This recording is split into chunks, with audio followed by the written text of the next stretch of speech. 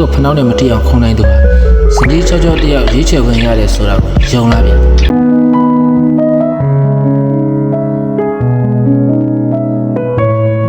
ခုတင်ဆက်ပေးခြင်းတဲ့ဗီဒီယိုလေးကတော့မာဆိုင်လူမျိုးတွေရဲ့ထူးဆန်းတဲ့အမှုချင်းအကြောင်းအရာပဲဖြစ်ပါတယ်အားလုံးပဲမင်္ဂလာပါကျွန်တော်နာမည်ကိုစိုင်းပါ COGK channel တည်ထောင်ထားသူတယောက်ဖြစ်ပါတယ်ကျွန်တော် channel ထဲမှာထူးဆန်းဆန်းပြတဲ့ဗီဒီယိုလေးတွေအမြဲတင်ဆက်ပေးတာဖြစ်လို့အားလုံးကိုကြည့်ရှုဖို့ဖိတ်ခေါ်ပါရစေဗျโอเคဒါဆိုဗီဒီယိုလေးဆက်အောင်ဗျဒါပုံမြင်မဟုတ်ပါဘူးတကယ်ပါမြေကြီးကိုဖနှောင်းနဲ့မတိအောင်ခုံနိုင်သူပါစနီးချောချောတယောက်ရေးချယ်ဝင်ရတယ်ဆိုတာကိုယုံလားဗျကမ္ဘာပေါ်မှာထူးဆန်းတဲ့ရိုးရာအကာဒမီဖြစ်ပါတယ်အာဖရိကတိုက်ထဲမှာရှိရင်မြေကြီးကိုထောင်လိုက်ခုံပြတဲ့မာဆိုင်လူမျိုးတွေအကြောင်းကျွန်တော်သိတဲ့လောက်တင်ဆက်ပေးပါမယ်သူတို့တွေကဘာကြောင့်ဒီလိုတွေခုံနေတာလဲဒီလိုခုံနေခြင်းရဲ့နောက်ကလှုပ်ဝက်ကြလို့ရှိမှာအာဖရိကရဲ့ကျယ်ပြန့်တဲ့နိုင်ငံတွေထဲမှာတည်ရှိတဲ့မာဆိုင်လူမျိုးတွေရဲစွမ်းတက်သီးနဲ့ပြည်စုံပြီးသူတို့ရဲ့နွားတွေကိုတေချာဂရုစိုက်မှုကြောင့်တော်တော်လေးနာမည်ကြီးပါတယ်သူတို့ရဲ့အဓိကအလုပ်ကမာဆိုင်လို့ခေါ်တဲ့နွားမွေးမြူရေးလုပ်ကြပါတယ်သူတို့ရဲ့ကားတွေထဲမှာအထက်မူလို့ခေါ်တဲ့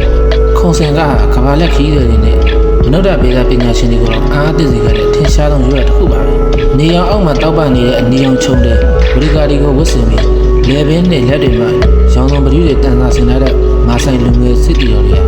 သူတို့ကပျော်ပွဲရှင်ပွဲတဲ့ကတ်ခုံနေကြတယ်မဟုတ်ပါဘူးဒါသူတို့ဘဝရဲ့ကူးပြောင်းမှုပြုလုပ်တဲ့အရေးကြီးဆုံးခန်းနာပဲဖြစ်ပါတယ်အထူးမိုကANO တိုလို့ခေါ်တဲ့မော်ဒယ်စစ်တီတော်ကြီးတန်းစစ်တီတော်ဒါမှမဟုတ်အိမ်အောင်တဲ့ဘဝကိုကူးပြောင်းကြတာဖြစ်တဲ့ပွဲတော်ကြီးရဲ့အသေးနှလုံးပါပဲတနည်းအားဖြင့်ဒါဟာလူလားမြောက်ခြင်းခန်းနာတစ်ခုပါဒီလိုခုံဆင်းမှုအတိုင်းမှာအထိပ္ပယ်တွေရှိပါတယ်ပထမဆုံးကတော့ခုံအားကိုပြသခြင်းပါဘယ်သူအမြင့်ဆုံးခုံနိုင်လဲဆိုတာသူတို့ရဲ့ကြက်ခံရမှုစစ်တီတော်တယောက်ရဲ့အရေးချင်းရည်လေးပုံမူတည်ပါတယ်ခုံလာမြင့်နေတဲ့လူများရဲ့လေးစားခြင်းကိုခံရလေလေဒုတိယချက်ကတော့အမျိုးသမီးတွေကိုဆွဲဆောင်မှုပါဟုတ်ပါတယ်ဒါဟာသူတို့ရဲ့ချစ်ချင်းတရားကိုဖော်ကျူးတဲ့နည်းလမ်းတစ်ခုပါအမြင့်ဆုံးနဲ့လှပသောခုံနေတဲ့စစ်တီတော်ဟာမိမချောချောလေးအောင်ဆက်ချုံခံရပြီးစိတ်ကြိုက်ဇနီးချောကိုရွေးချယ်ဖို့အတွက်ခွင့်လန်းပုံများပါတယ်သူတို့ရဲ့ခုံပုံကတာမန်ခုံပေါက်နေတဲ့လုံးဝမတူပါဘူးစီကံတင်ညက်မှုတွေရှိပါတယ်ခုံတဲ့အခါမှာကိုလုံးကိုဒေါ်ချောင်းတစ်ချောင်းလိုတက်တက်မြင့်မြတ်ထားရပါတယ်ခန္ဓာကိုယ်ကိုလိမ်မသွားစေရသလိုကွင်းညွန့်လို့လည်းမရပါဘူး။ဒီကချက်ကတော့မြေပေါ်ပြန်ရတဲ့အခါခြေဖနှောင်းနဲ့မြေကြီးလုံးဝထိလို့မရပါဘူး။ခြေပြားလေးတွေနဲ့ပဲကြောင်တစ်ကောင်လိုညင်ညင်တက်တက်ပြန်ကြရပါတယ်။အဲ့လိုခုံနေတဲ့အခါစစ်တီတော်တွေကစိတ်ကြက်ညင်နေတိုင်မြင်တခြင်းကိုဆိုကြရပါတယ်။ခုံတဲ့လူအပေါ်ကိုမြင့်တက်သွားလေလေသူတို့ရဲ့တခြင်းတန်ကိုပိုကျလာလေလေပိုမြင့်လာလေလေပါပဲ။ဒီတန်ဟာပွဲကိုလည်းအသက်ဝင်သလိုခုံနေတဲ့လူကိုလည်းအင်အားဖြစ်စေပါတယ်။ဒီနေ့ကမှတော့အဒူမူကမာဆိုင်လူမျိုးတွေရဲ့ရင်ကျင်းမှုတစ်ခုဖြစ်ပြီး